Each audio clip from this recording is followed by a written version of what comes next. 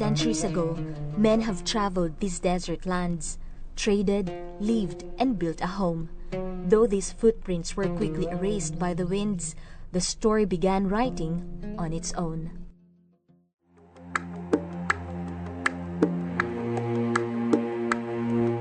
Long before there was a country, the inhabitants of these areas coexisted peacefully and established a way of life.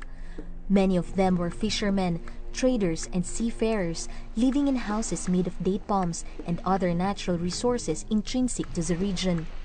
The people used their natural resources very well, especially the date fruits and palm trees that comprised an essential part of their diet and livelihood. It was a common sight to see woven baskets and food covers made of palm fronds. Life was not easy then, but this land was home. From 1960s onward, the thing that we have seen is a lot. Say like in Dera, looking at Dera side, the limit of Dera was where Maidan Jamal bin Nasser is. That was the limit of Dera.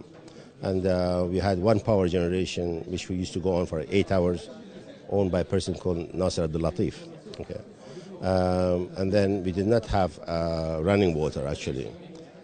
We did not have things like you take for granted chicken those days. It was very rare. Meat was very, very rare. But the fish was there, the date was there, bread was there, rice was not that, So there was no air conditioning. First time I came to Dubai in 1956, when I was 11 years old. And there was only one road. There was no port.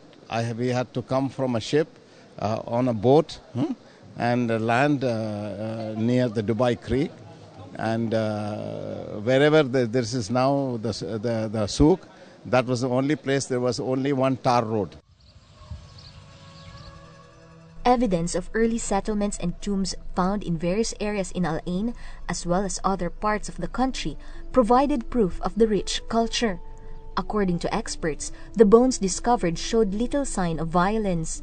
Numerous jars and potteries, jewelries found in various sites were evidence of a healthy trade practiced in the region during the early ages. The community spirit was also remarkably strong and innovative. The sophisticated water system the communities developed and used, known as falaj, was a testament to this. It was a past that showed the resilience and determination of people to adapt and survive the harsh elements. The conditions proved to be challenging. However, many found and made their way to this part of the Arabian Peninsula and started a new life. Indians are among them, who now make up the single largest group living in the UAE. At 18 years of age, Magan Malpancholia is among those who came to the country and joined his father in business. Since then, he made the UAE his home for the past 71 years. I came here in the year 1942 when I was studying in college in Karachi. But unfortunately, our father of nation, Mahatma Gandhi, started Quit India movement, where the Britishers, of course, left India in 1947. But I left India immediately because the colleges were closed. We had nothing to do there. And my father was already here, who came here in 1895. So I came and joined my father because the colleges were closed. So I joined with my father since then, and I'm doing business ever since then. The pearling industry was as much a part of the people's culture as it was an important, though perilous, trade. It flourished during the 19th and 20th century given the relatively calm sea. It provided income and employment to the population in the Arabian Gulf. However, the economic depression in the late 20s and early 30s, along with the invention of cultured pearls by the Japanese, brought the industry to a decline and resulted to a difficult era. Initially, our forefathers used to come here, do business, financing pearl industry of the way. Then we started business in foodstuffs, textiles, and since the things changed, we turned to many other businesses.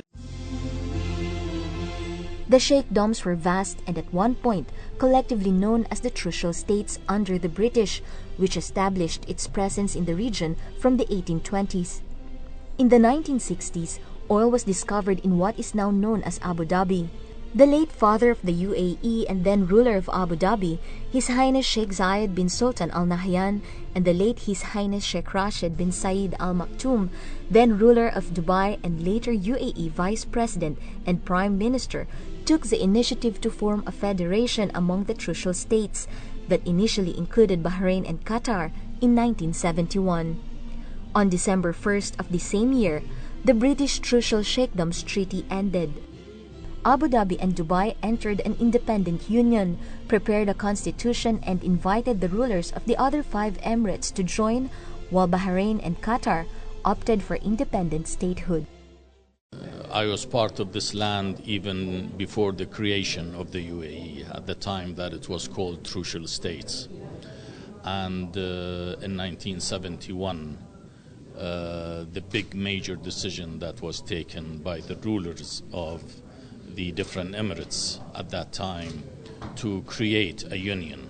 And I guess that with pride I can say that I have lived all the moments of the creation, and I also went through the development of the development and the growth of the United Arab Emirates. When I came here, there was nothing, absolutely, only the deserts, sand we call it. There was hardly any cars. People were on camels and donkeys. So, but then slowly, when after say 1960 and 1970, after independence, things changed financially, and these areas got black gold, oil money, and then they wisely invested in this area and creating, for the betterment of life, education, medicines, and hospitals, and every municipalities, and there was nothing before. So they created for the betterment of their people. On December 2, 1971, the Constitution was written and the union resulted to what is now the United Arab Emirates. That was the first time the UAE flag soared to the skies at the Union House. The rest, as they say, is history.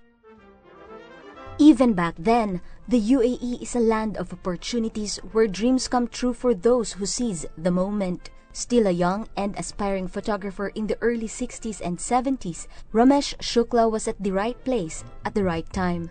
He took the photo of history in the making that also changed the course of his life. One my father a camera gift. So this camera used Rolleicord camera.